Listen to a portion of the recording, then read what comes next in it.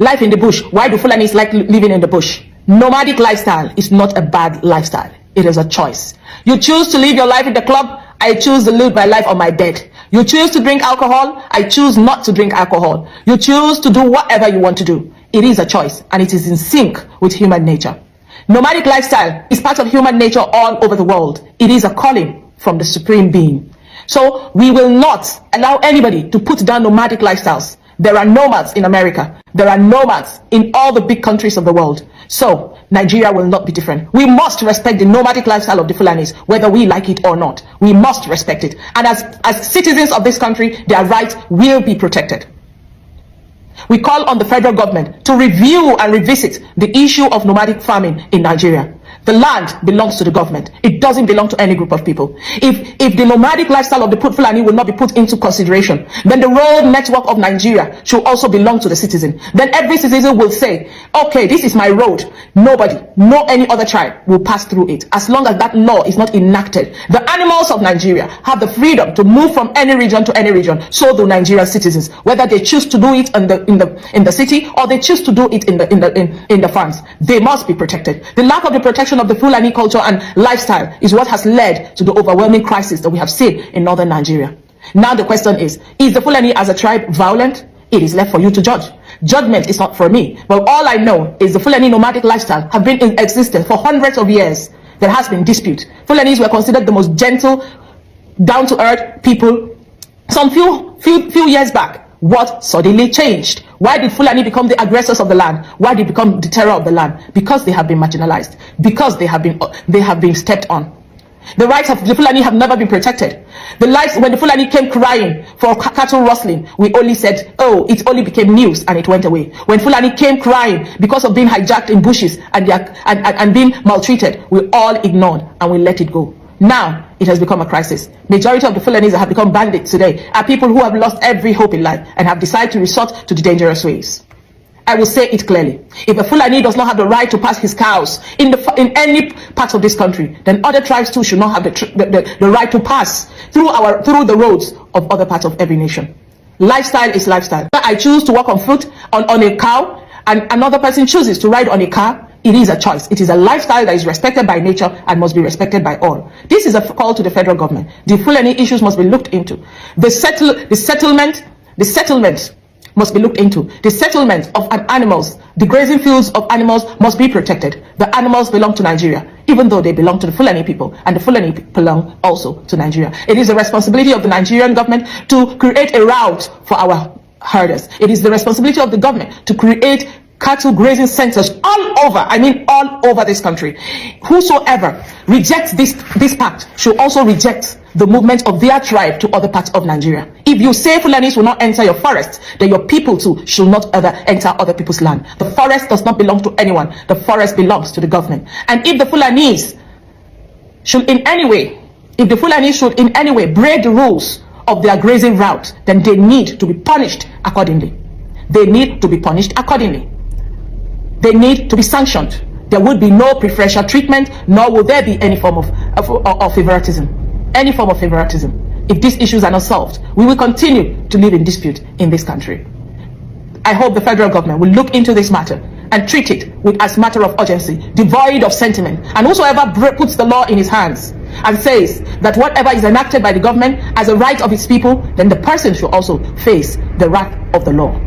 Thank you so much, Your Excellency, and I hope that this will be put into consideration for this group of people whose lifestyle must also be protected. You know, I saw this video of this prostitute who disguised herself as a content creator, whom I know that after this content, she will take off those hijab and go for prostitution, trying to make a case for the horrendous mischief of the Fulanis in Nigeria. Well, here is my response, perhaps a rebuttal if you want to have that.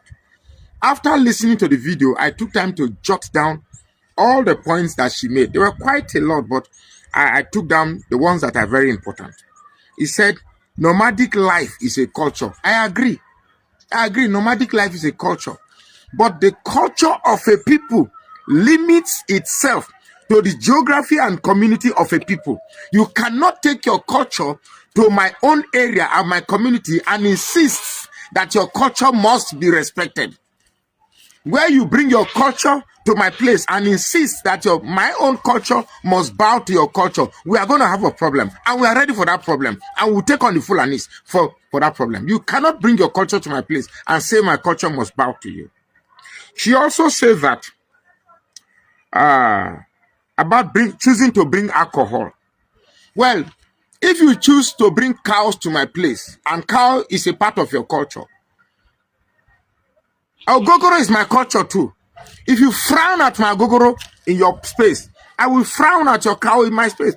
What makes you think I should accept your culture, but you have the moral dignity or the moral right or the moral standing to qualify my culture as being abhorrent or rejectable by your own culture? We will fight for this place. This fight that people are starting, I can assure you that you will lose, and you will lose woefully. She also said, nomadic lifestyle is a calling from the Supreme Being. Well, that is what she chose to believe, that nomadic life is a calling. Well, my life as an Orobo man is also a calling. My Ogogoro lifestyle is a lot. Ogogoro is my culture. I'm very proud of it. Now, Ogogoro, they train me for University of Maiduguri. Ogogoro, now I cook Ogogoro, this my hand. I go test them. There's number 1, number 2, number 3, number 4. And we sold it out. So if you don't drink alcohol, I drink alcohol. Now, if because you don't drink alcohol, you will not respect my culture, are you also saying that those who don't eat meat in the South should also reject cow because they don't eat meat? This fight they are bringing, we are ready for it and must fight to the end. She also said, we will not allow anybody to put down nomadic lifestyle. Nobody is putting down nomadic lifestyle. Nobody is putting down nomadic lifestyle, except where you say your nomadic lifestyle will affect my own culture. Then we will put down nomadic lifestyle by all means possible. But this radicalization that people are bringing, when I think say this violence is a right for everybody.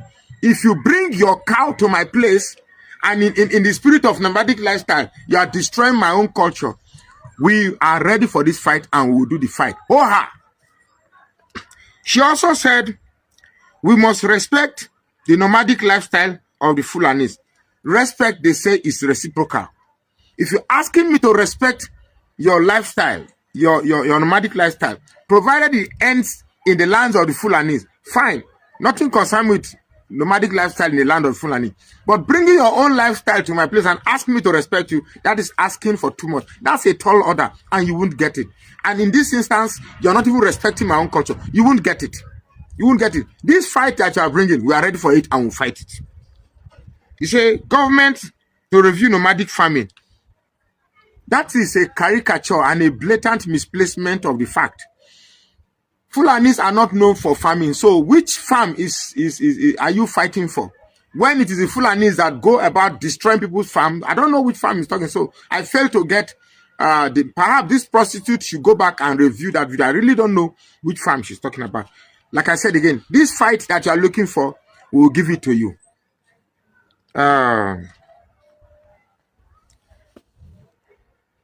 He said, land belongs to government.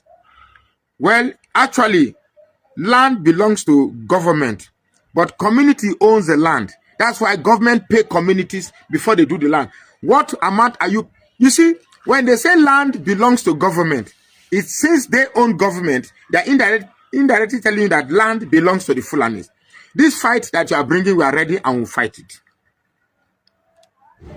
She talked about routes, that Fulani should be allowed to take their cows through any route. How do you bring your cow from the north and you say a route in my state belongs to you? I think the ownership mentality and the political megalomania and the right to own, the aggrandizement behind the right to own has gotten too much. I sincerely hope not all Fulanis think this way. But if they do, the fight you are looking for, we will give it to you. He said, animals of Nigeria have rights. Animals. Well, I don't know about you. There's a reason why they call them animals. I don't know animals. So my chickens too have rights. My pigs. If your cows have rights, my pigs have rights. The same right you want us to give to your cows, give it to my pigs. Give it to my goats. That fight you are looking for, we are ready and will give it to you. He said, freedom to move anywhere in Nigeria. Nobody is preventing Fulanis to move anywhere. Nobody is preventing Fulanis to move anywhere. You want to move anywhere, please do so. By all means, do so. But we request many things. If you are moving to my area, bring productivity, bring development, bring progress. When you come to my place and all you bring is violence and chaos or chaos, according to Zebediah, then we'll fight. Like I said again, that fight that you're looking for, we are ready and we'll fight it. She's also asking for us to protect Fulani culture. You are asking us to protect Fulani culture. By all means, how much effort has the Fulani put to protect other people's culture? Instead, I see the Fulanis going around to obliterate, excavate, annihilate other people's culture and imposing their culture on people. I say again, the fight you are looking for, we are ready and we'll fight it. She now asked a question and said, are the Fulani violent? But she was tactical. She said, well, she leaves that for us to answer. Of course, Fulanis are violent. And they've been this violent because we allowed them to think that violence is a monopoly of them. So this time around, we're going to tell that the hands you are using to do violence is two. I also have two hands. The head that you are thinking to think violence is one. I also have one head. There is nothing in your body biologically that you have more than me. So whatever it is that components you to become violent, we have it and we'll give it violence. Like I said again, the fight you are looking for, we are ready and we'll give it to you. He said, Fulani are being marginalized. That statement should be made in Night of 1,000 Laughs or AY Live. Fulani are being marginalized. Fulanis are marginalized. The same people trying to marginalize people are saying they are being marginalized. That's a vain effort to try to make a case for what is obvious. Fulanis are the marginalizers, not the marginalized. She also said again, I think this is twice she's repeating that Fulanis have a right to go through any route in Nigeria. Every route belongs to Nigeria.